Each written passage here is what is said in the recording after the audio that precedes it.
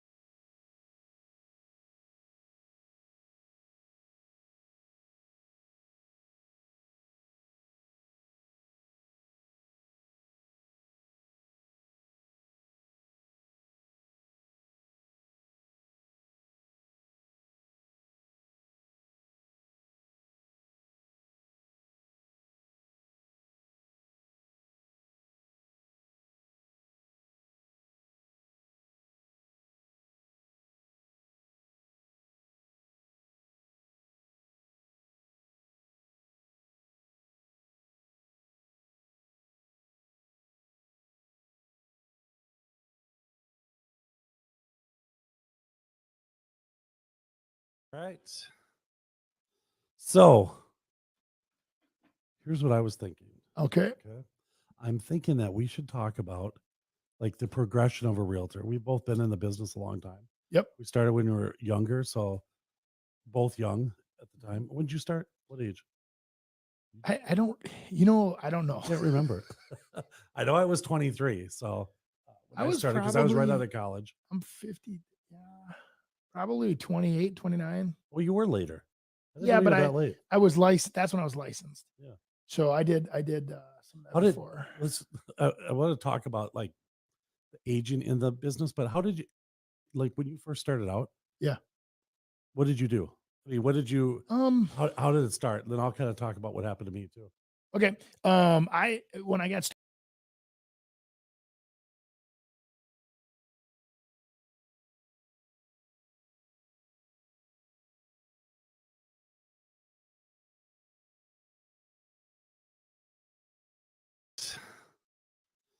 So here's what I was thinking.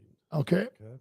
I'm thinking that we should talk about like the progression of a realtor. We've both been in the business a long time. Yep. We started when we were younger, so both young at the time. When did you start? What age? I don't, I don't know. I can't remember. I know I was 23. So when I I was started, because I was right out probably, of college. I'm 50. Yeah. Probably 28, 29. Well, you were later. I didn't Yeah, know you but were that late. I was licensed. That's when I was licensed. Yeah. So I did some of How that did before. let's? I want to talk about like the aging in the business, but how did you like when you first started out? Yeah. What did you do? I mean, what did you?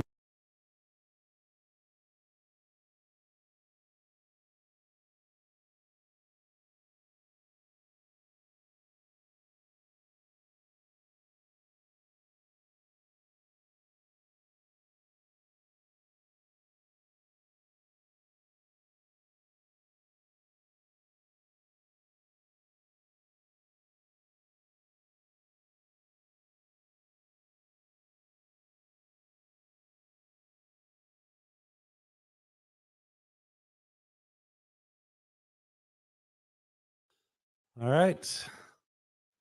So here's what I was thinking. Okay. Okay. I'm thinking that we should talk about like the progression of a realtor. We've both been in the business a long time. Yep. We started when we were younger, so both young at the time. When did you start? What age? I don't, I don't know. I can't remember. I know I was 23. So I when I was started, because I was right out probably, of college. I'm 50. Yeah.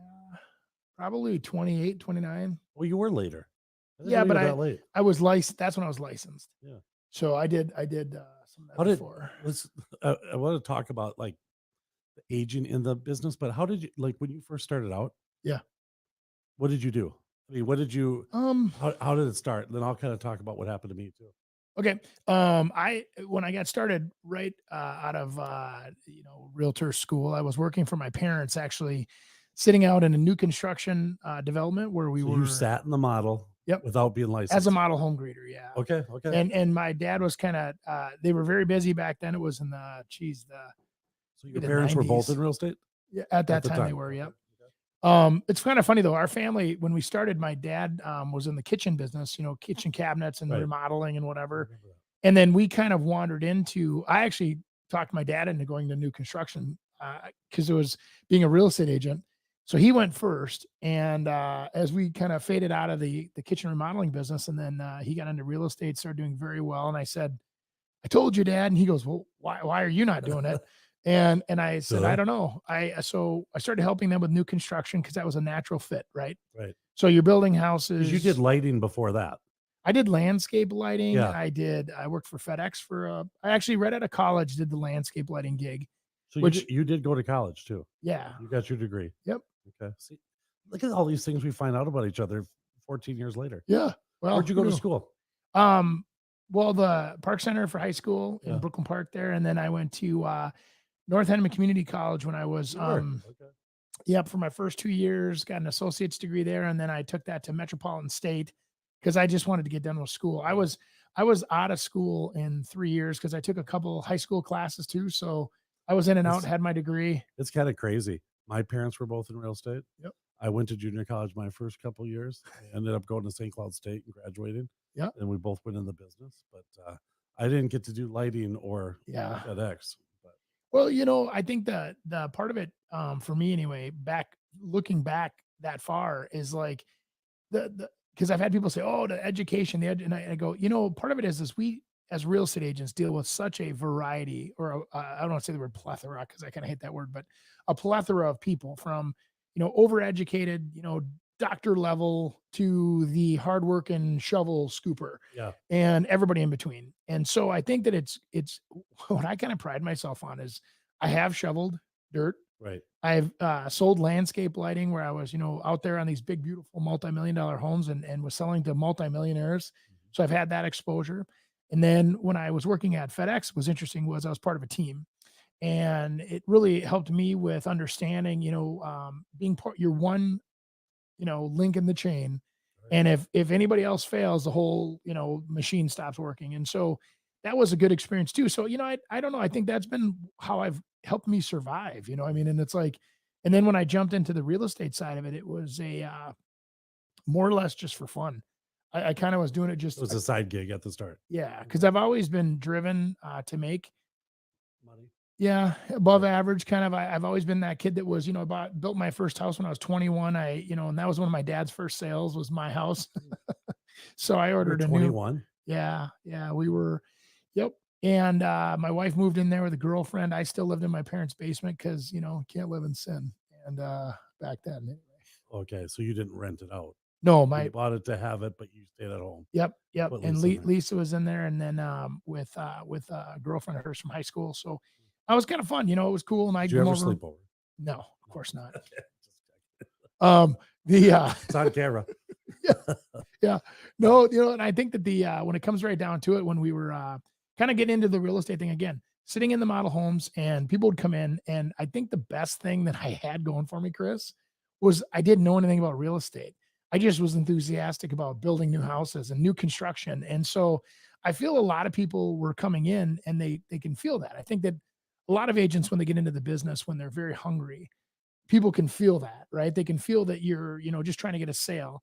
And I was genuinely sitting there saying, these are the coolest lots I've ever seen, in a great area, right off of 610, beautiful. I remember the development, like, you know, and one of the model homes, then they named after my son, Connor. Now Connor's what, 26 years old or whatever. Yeah. It's one of our models. We called the Connor. Who was the builder? That back then was Shade Tree. So, Oh, you're kidding. no, we were Because working with I Craig did. Damagala. Are you kidding me? No, he's great. Because I sold probably 3 or 4 of those with Damagala. I remember that because when we started in real estate, I mean, you always got like there was groups and areas that you'd go, and so what would happen is that one person would move there, then maybe their friend would, and they say, "Oh, you should use Chris." Yeah. And then, but Shade Tree, oh my God, I wonder if you were. That's crazy. We could probably We look might. that up. They might still Well, have it might have been records. before you started because Well, it was probably mid '90s. So the way I was positioned back then was I was working with my parents. My parents worked underneath Craig. Yeah. Okay. Yep. So Oh, Craig that's was a crazy. listing agent. They were helping buyers. And so it was what's always interesting about that though is that it was, something that was in our family's background. It was fun Right. and I enjoyed it. Right. And my dad is like, wait a minute. You put 3 lots on hold this weekend? I'm like, yep. And he'd sit there and he'd go, well, what do they want? Or what do they, and it was kind of a fun situation. I think it's interesting when you said that. I mean, you're that kind of guy, though. You're kind of excited, and you can see that your passion comes through. And I think that that is a great level to start. But then I think what happens is that, and this is the whole aging thing, is that now you got to add some more knowledge into it. For Now, sure. so and if you really want to go for that money, you've got to be their trusted source. And so, Mhm. like now, I mean, I know because I talk to you all the time, but like your knowledge in construction is probably more than a contractor. I mean, really, and like how it works, but how it would work for somebody else. And so it's like you're selling, like, hey, this is long term. You can kind of look at it. We can get as much house as we want if that's what you want, or hey, we can build this right. We can kind of prepare for something maybe you'll want like later in the future. Yeah. And I think that kind of stuff is super important. I think it is as we start getting older, we start looking back at those things that started shaping us. And I mean, I'll look at like the FedEx thing, so you had to work with a team and do that. Yep. I mean, now you lead a team. Yeah. So it's kind of like all of those things. What I did, I mean, when I first got in the business, I was 23 years old, just got out of college. My mom and dad have both been in real estate, actually, since I was 1 years old. And you've seen the commercial. Yeah. Yeah. And anyways, so I got into it. I said, I'll kill this. I mean, I'm going to kill this business. I'm going to do everything. And I couldn't sell a damn thing. And it took me 6 months before I got my first sale. And then it closed, 3 months later. It was a 3-month closing. So I didn't get paid anything until that 9 months. But then after that first year, I mean, I remember it plain as day. I made 30,000 that first year, and that was in 1991, which is, I mean, wasn't bad money at the time. I mean, I know number 2 at McDonald's was $3.19 because I wrote like 100 checks that year to McDonald's. But the next year I doubled it, and then the next year I got over 100, and so and then it was like, you kind of go into different things. But how I started was exactly the way you did. I just did open houses, Mhm. and I took my mom and dad's open houses. If they didn't have any, then I'd get somebody else's, because I figured that, hey, I'm going to meet people that are actually looking for a house, that they're probably looking, and or they're maybe thinking about selling. Right. Then they'll like me, and hopefully if they like me, they'll use me. And then the other thing that I think that I did right was I knew my 23-year-old pimply faced self wasn't going to show like super experienced Mr. Realtor. So I really studied, and I made Right. sure that I knew what it is, because I know you don't like looking stupid either. Huh. We have a big problem with that. And so in real estate, you can look stupid pretty fast. So I should tell you this. When I was getting back in the business when I first started, and I was selling more than I could follow up on myself in a good way, right? Yeah. So the sales, like you said, they were smaller, and I was just very like uh, I'm more entrepreneur brained now than I ever was, and back then I was more excited to, oh my gosh, I got a sale that was like the fireworks show for me. Yeah. And then I'd be like, oh my God, I've got to process this file and whatever else. And so when Lisa, my wife, came on, and we started having kids, and so she was like, hey, I'll just stay home and I'll help you. Yeah. And I said, She okay. she worked for an attorney. Yeah, Yeah. she's a paralegal. Paralegal. Yeah. Yeah. So she has the experience. She knows what she's doing. And I said to her, I said, here's your job description. Don't make Andy look stupid. Yeah. I go, make me look smart. I Right. go, do the follow-up, help me cover my tracks. She still does that today. That's crazy. Yeah, exactly. And but the idea there is that if you're not focusing on your skill set, that what you're really good at in any career, you're wasting your time. Because if you like to be with people like I do, like I love being with people, I love talking to them, I love the success stories, I love it. Like I just had a customer, Chris, this week call me that I helped buy a house back in 2004. Yeah. And they were like, yep. And my ex-husband, you knew him, he's a realtor now, and my cousin's a realtor. And they go, but we wanted to call you. I wanted to call you, Andy, because you helped us buy this house. We've made over 300,000 in equity, we assume. And boy, that's the where you look back and you go, okay, so I did something right for somebody at some time. Totally. Yeah. And I think that's what as you go with an agent like me, I was super like, I got to take care of everything, because I had to know it was right. Mhm. And I was the only one that knew what was right, and so I would do absolutely everything. But what happened was, there's a year, actually, Missy, my younger sister, got into real estate, and my dad was helping. And I remember we sold 115 houses that Jeez. year, 115. Wow. And it was me, running every which way. And Sure. all my friends were buying, and they're referring the people. That whole Brooklyn Park type thing was happening. And it just got to a point that you go totally insane if you do that. So I think as you grow older, you start putting people in place. And I think I'm not 100% sure on this, but I think I'm 90 really high, that I think the best thing I ever did was get an assistant, Yeah. because it allowed to do what you do. Mhm. And then now you can do 3 times as much in probably half the time. Yeah, because it's definitely not, sitting on the king's throne and being like, "You're my servant." Right. It's not that at all. It's like, I need someone to help me. I need a partner to come in here Yeah. and help me do the things that I don't do well.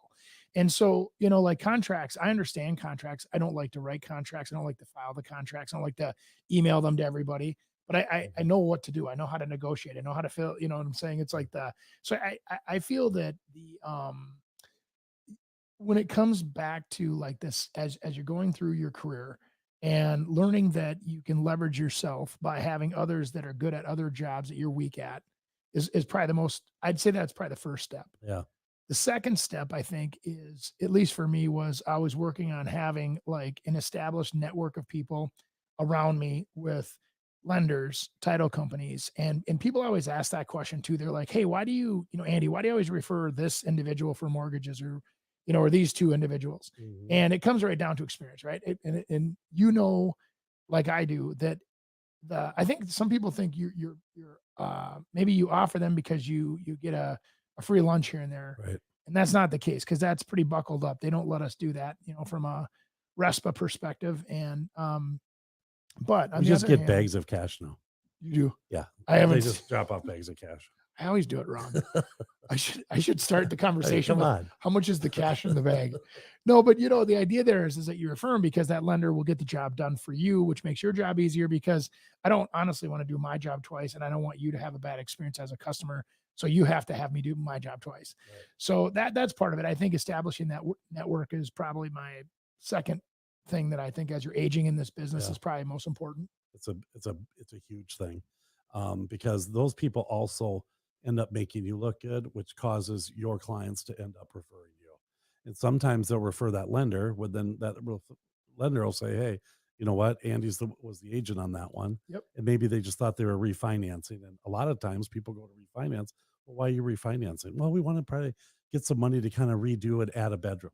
Yeah. Have you ever thought about selling or buying? Yeah. And then all of a sudden it comes kind of full circle and back to you. So yeah, that's a good thing. I've been kind of done the whole gamut as well, from being an individual agent to being partners with my father, to having a team. Yep. We had a team when we first started the whole radio gig, and then I decided I'd start a construction company as well. And with that, I kind of just got out of the real estate business for a while. I mean, probably 3 years. I mean, I would sell to some of the people, but I would all push it off. I'd push it off to my dad and my sister more so, and got into the construction business. My partner wasn't what I had hoped for, and ended up selling out, and Yeah. then started doing different investments and stuff like that, but getting more back into the real estate thing. But I was also a broker. Mhm. And own the company. And so there's a lot more that goes into that, and it really takes away from your selling as Yeah, well. for Then sure. about 5, 6 years ago, 7 years, 6 years ago, I ended up selling a majority of the brokerage, and was able to sell more and just concentrate on that. And it's a lot funner because, like you said, as you grow, you understand more what you're best at, and you're not good at that other stuff, and you hold up the whole kit and caboodle. Well, and that's Chris, to continue with that. I think there's a quick before we finish on that is the being a broker. And I think there's a lot of people that question, hey, you've been doing this a long time. Why are you not a broker? Or Right. why? And I don't think people understand the 'Cause you're capacity. smart. Yeah. That's why. You become a full-time Yeah, babysitter yeah, and you're liable for all the actions of the agents underneath you. totally. And so you have to carry heavy insurance. And so I think a lot of people say, well, my buddy's a broker, you're just a real estate agent. Mhm. There's a difference. The brokers supervise the real estate agents in a supervision, completely supervisory capacity. And the idea there is that if you own a brokerage, you're the only agent there, you're the broker, the owner, you're the everything. Yeah, On the other hand, as soon as you start having a team or you have 15 people underneath you, now you're the broker. Everybody comes to you. They're responsible. You're responsible for them, all of their actions. Um, and it puts you in a different spot. You become a kind of I don't want to say the word babysitter, but let's call it a babysitter because we all know what that means. well, and I think what happens is that you have agents that range very differently. Someone that does a lot of business to some people that do zero business, Yep. and you're trying to deal with all of them. And Yeah. it's a tough gig. It's a way in which to be able to um, do well, but I mean, it's got to be the right person. It's just like being a team leader. I mean, that to me seems like torture as well. I ran the whole thing, but I got other people that I kind of did more of the like this really, and just kind of did, hey, what happens when you are in multiple offers, and what's a great way in which to kind of be the winner. And so I talk about different concepts and different ways in which to do that, Yep. more versus, hey, here's a problem, and because they deal with that a lot, Tons. that all of a sudden some client says something that this person said, or you usually get it from other agents, that, oh, they Or didn't the tell us client on the calls the multiple broker. offer. Yeah, totally. Yeah, so it's not enviable, No. that's for sure. So where do you see your as you keep going, where do you see it ending up? Do you see yourself always doing real estate, or do you see yourself kind of maybe going to Florida and do some work down there and here? Yeah. You Well, see, I do. I kind of have my thoughts of what I'd like to do. I think that one of the things I've already put into place is having a team in place because as I've done this long enough, I started to realize I really enjoy other people having success Mhm. around me. I enjoy being the coach. helping the quarterback throw that touchdown pass. Yeah. And I love that. So I'm more fulfilled having a team, but yet, so the idea of having the team is a little bit different too. So it's like a team, all the teams are underneath the brokerages. So you're almost in a supervisor kind of position, but you're more or less guiding that person and helping them with their business model and helping them with opportunities and, you know, Yeah. But you need yeah. people to succeed a little more than like a brokerage might have some people that aren't selling. As long as they're not hurting us, they're fine to kind of keep on board. You're not really, you don't have that type of person. You've got No. someone that's they're constantly going and you're kind of encouraging them to make money and that you make Yeah. money. You guys both make money together. Yeah, we have some agents that on our team have gone to part-time jobs where they're working with like leasing positions or whatever. So they're still in the industry, but Sure. there's a different component to it. Those people have the, ability to switch back over to traditional real estate. But I think the agents that wake up every morning and eat a bowl of pride and go, let's go, and they go out there and they have Is a that business. Wheaties? Sure. Wheaties, okay. Yeah, they didn't sponsor the show, but maybe. Someday. Yeah. Someday. A scoop of We've been Wheaties. waiting a long time though. Put a realtor on the For Wheaties the yeah, box. for them. Exactly. So okay, so what do you want to So tend yeah, no, up? I could definitely see having a succession plan or a legacy plan where somebody on my team would eventually would take over, and I'd like to stay involved. I don't use words like retirement very often because Mhm. I don't know if I could sit still. I think that I'd always like to be involved. I don't know to what capacity. I might Right. not be pushing as hard as I push now, but I still want to be part of it. The one thing that I think a lot of real estate agents forget is I'm struggling with technology, and they use that technology excuse as to say I'm irrelevant or I'm not relevant to my clients anymore. And the problem that they have is that their clients are also struggling with technology. Their clients are the same age, or their clients are similar in age, right? Right. And they need someone like you that understands their situation. So being a senior specialist, for an example, once we become seniors, Mhm. is not a dumb idea.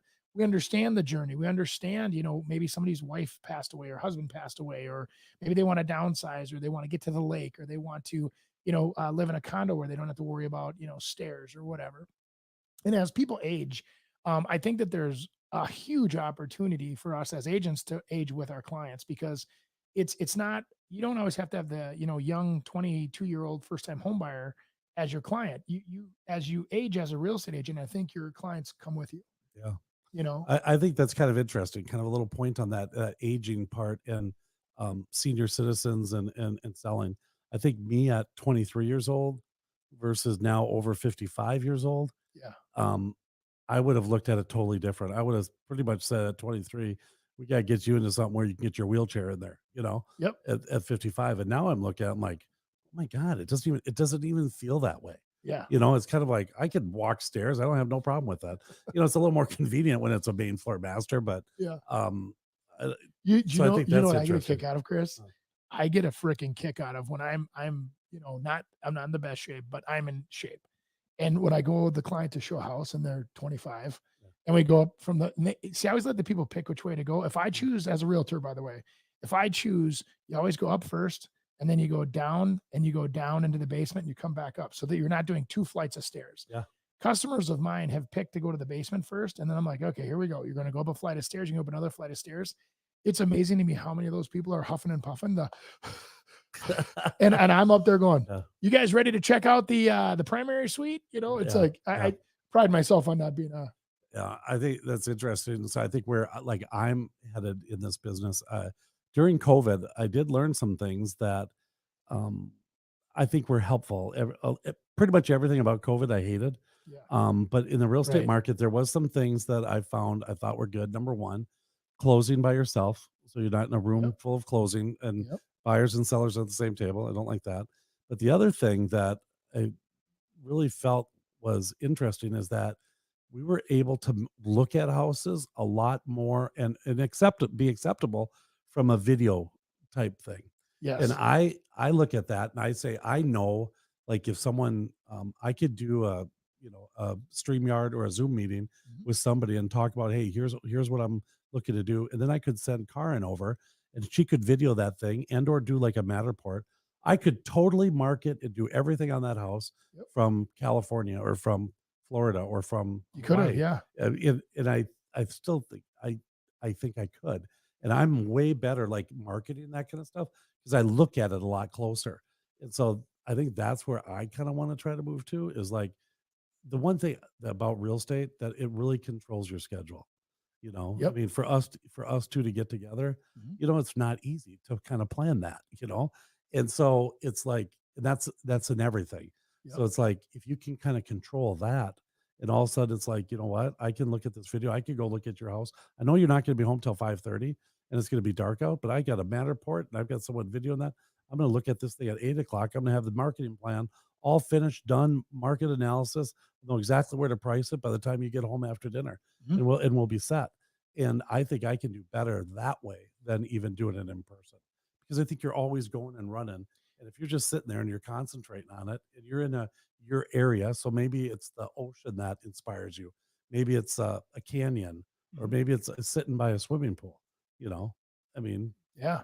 so No, I think you're right onto something there, and I think that the idea of having the digital aspects of our business, that last couple years forced us to do things differently, and our industry was not being forced to do anything differently for many many years, and so we had, I mean, God, how many deals blew up at the closing table because that's just the way we've always done it. You have the buyer and the seller there, and somebody says something silly, the other person doesn't like it, and the thing blows up. oh my gosh, Right? the worst, The the worst. worst. Yeah, and then the other thing is technology-wise, I find myself, like, right now when I was before, the COVID stuff, the I would drive all the way to Centerville, Elko New Market, Woodbury, to meet with somebody to go face to talk about estimating and bidding. Now, I do that from the comfort of my house, which is designed by me to be convenient for the customer too, because then they can have their kids in bed. They don't have to have a babysitter. Right. They've already been through the models. We have pictures on our computer. Totally. We have everything we can show them, so we can say, "Do you remember this how it arches? You don't? Great. Hang on. Click, click, click. There it is." They go, "Oh yeah, I want that in my house." Yeah. Cool. We got that in there, and I can understand. And as I'm sitting there, I have my dual laptop thing going on here, so I'm like literally doing the estimate on one side. I'm showing the colors, the pictures, everything on the other, Right. and it works better because people can concentrate. And versus, one of the things that I do miss, honestly, it's just for the same reason that you and I are meeting here today and doing this face to face, is that you don't have the niceties of or as many where, hey, how you Yeah. doing? Hey, cool car. Hey, boy, the kids look just like you. You're so cute. Yeah. Whatever. And those kind of things kind of go away when you just turn on a screen and you're like, okay, let's get at it. And so you don't build that rapport. So I think that a lot of real estate agents over the last couple of years have looked at, and the word success or closing or whatever you want to call it, your success ratios are down with video because you don't have that same connection. People aren't there, they don't feel that, oh, I really like Chris, but I talked to him for a half hour on a computer screen. Who cares? Do you think there's a happy medium? I Like think you so. meeting that person doing it, but yet, hey, I don't have to do every single meeting with you. I tell people right online, I'll say, listen, I said, our next meeting, I'm shaking your hand. So wherever you want to meet, we're shaking Yeah, hands. there you go. And so then they get it and they understand that, because I want to make that connection with them so that they understand I'm a real human. Right. The sad thing is, though, most people will meet me and they're like, you're a lot bigger in person than I thought you were. Hey, that should be the opposite. Yeah. On camera, we look bigger. I mean, we're actually both really skinny. It's We amazing. really are. I know. Sometimes we do that AI thing to make us look a little bigger. Just for respect. Yeah. So Some countries respect the guys that are a little bigger, they do. Well fed. wealthy. Right? I think that's a great one.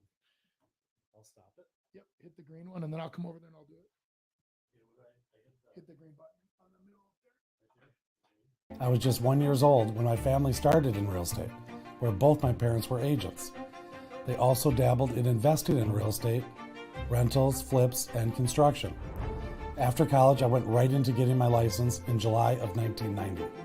As a 23-year-old agent in an industry that looks nothing like today, I had to know more for my clients to choose me.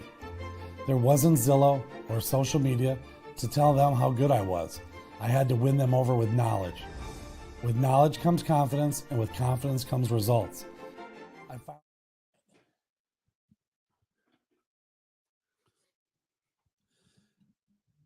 So when you're ready, I'll do it like you do. yeah, just get her low.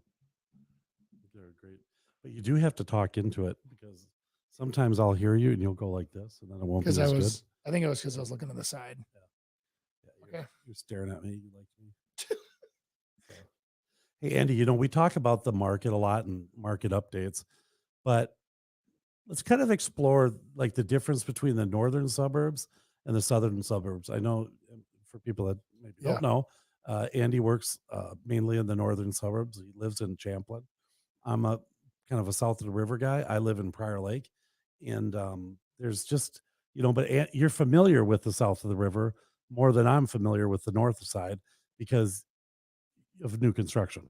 And so Yep. you kind of understand like what's selling out there and how it's selling, and you get it. But you go around a lot too. You don't just stick to Yeah, we follow the Champlin. dirt. I mean, I think that's Yeah. the best way to say it. We follow wherever the dirt is and Right. where people are looking.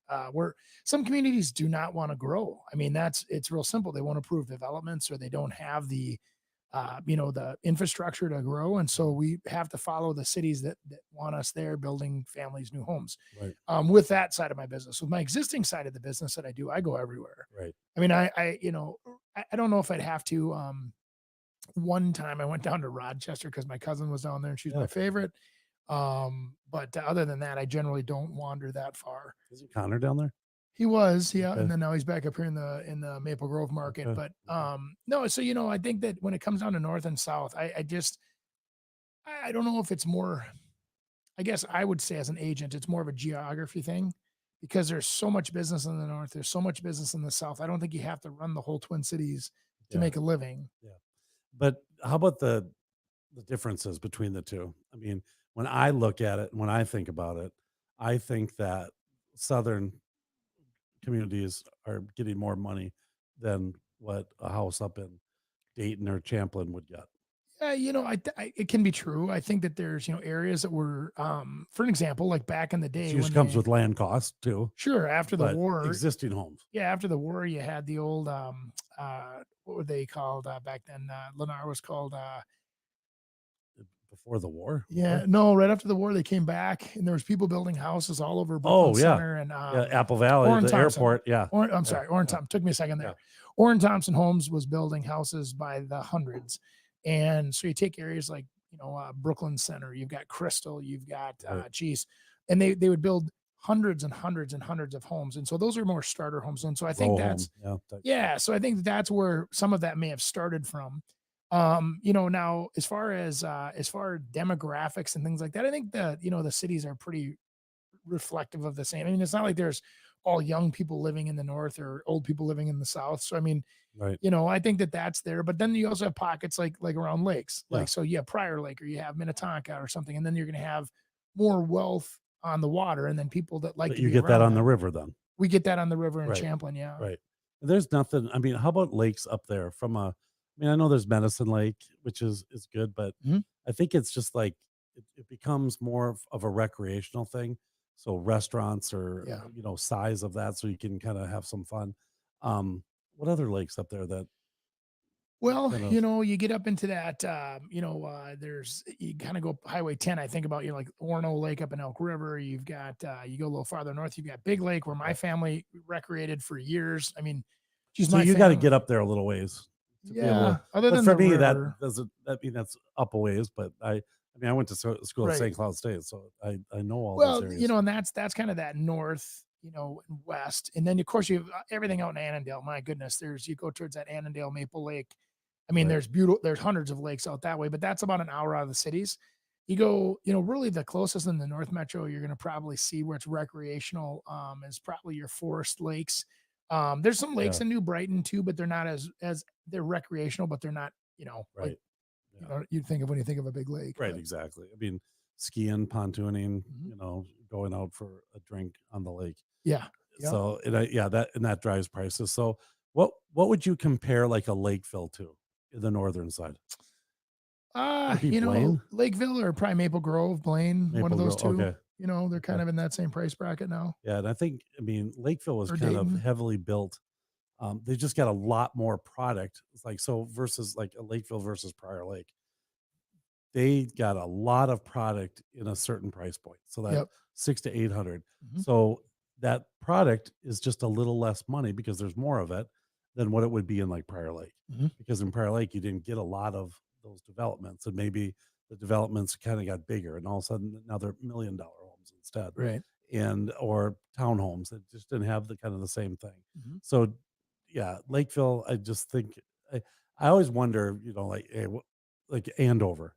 Is Andover? I thought that would be kind of more like a Lakeville type thing.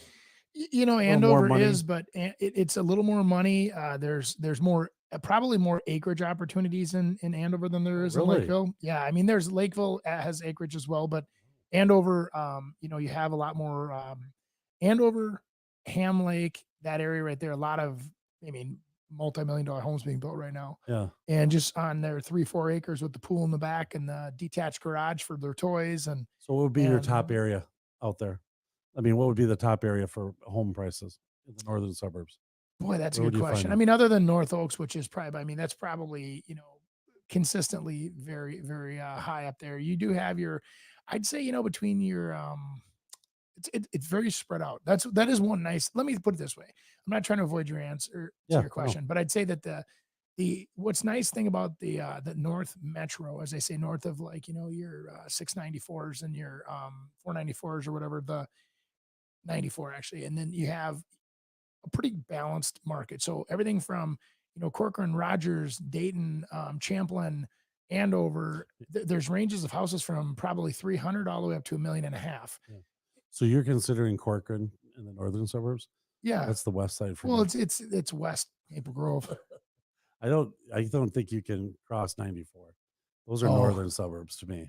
yeah. 394 really for me, but I mean, Yeah. really 94. I could see that. I could see where you'd think that. I mean, for me, what's kind of cool is like where I live in Champlin. I'm right by Dayton, so I can shoot the back roads and I can get down into Greenfield in about 15 minutes. I always give it a hard time, but Yeah, where you guys live and kind of that Anoka and the river, Mhm. it's actually really cool up I there. like Yeah, it it. really is. Yeah.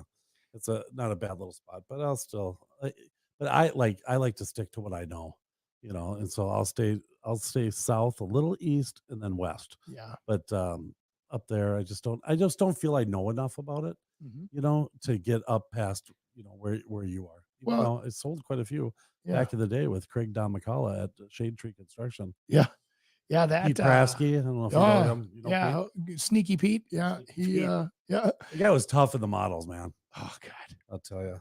Well, the other thing too, Chris, kind of north and south, I think you'll appreciate this too. A lot of times now, it's not so much. It's a lot of school districts, right? So Right. people go to school districts for lots of reasons now. I mean, it could be everything from robotics to football to whatever. They want to put their kid in the right environment to thrive. And so I think you see a lot of people moving now where that is very common for people to move to put their But kid it in a is. position to succeed, especially people that are a little more affluent. So they have the means to do it, or they obviously can do whatever they want, and Yeah. so it works out slick. But I think that you have a little bit of that going on there too. So, and then I also see some people where they're saying, like I have a house, for an example, I just listed that's actually up in Maple Grove, Mhm. and you can walk to the outdoor auditorium. The library is there. All of the downtown Maple Grove is walking distance.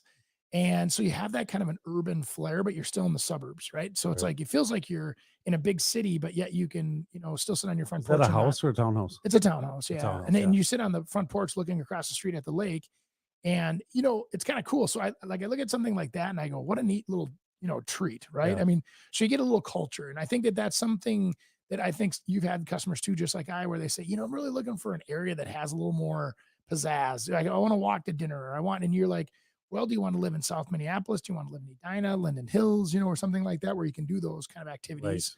Um, Yeah. Now West End is kind of yeah, a big flavor for people. yeah. Talk about a market. That's crazy. That's another one. St. Louis Mhm. Park. Jesus. It's I've been losing offers Mm, quite a bit.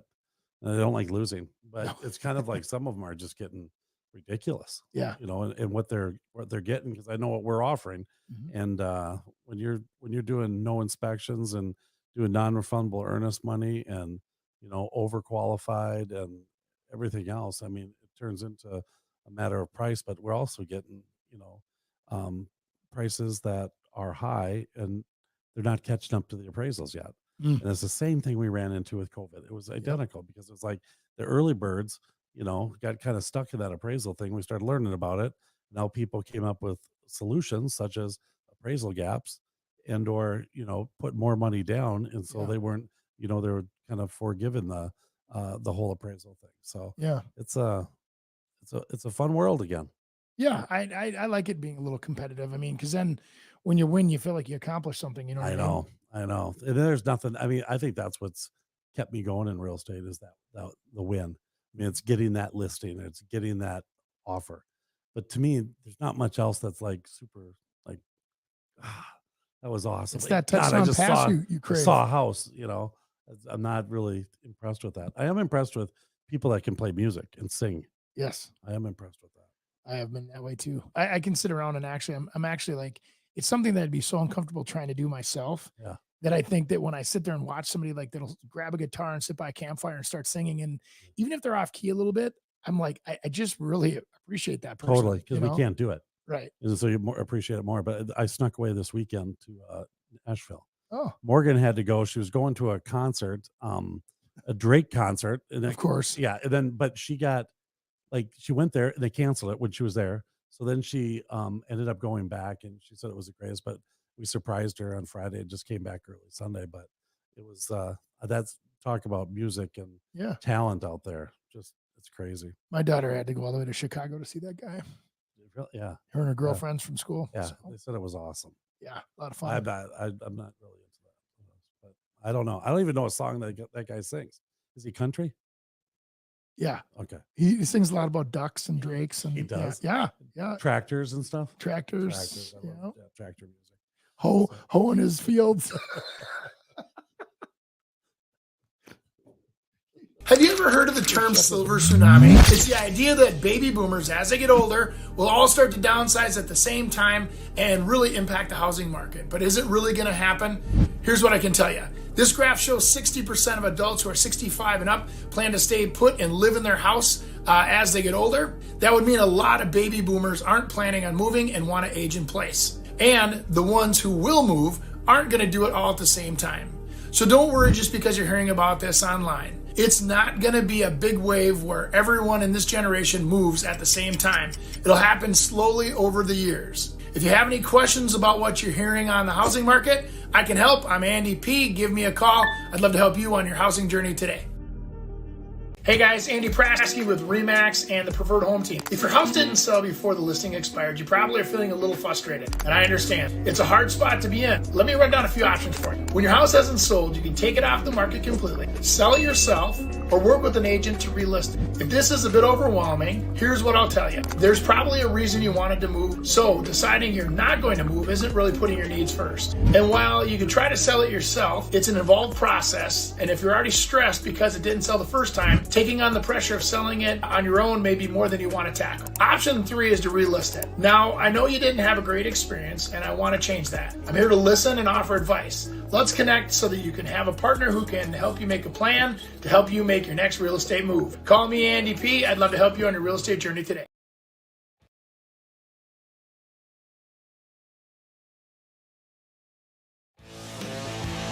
Thanks for joining us this week on the Real Estate Radio Hour. Don't forget to visit our website, realestateradiohour.com, where you can subscribe to the show on iTunes, Spotify, Stitcher, or your preferred podcast listening app. If you enjoyed today's episode, we'd appreciate a rating on iTunes or sharing us with a friend. Until next time, stay awesome, Twin Cities.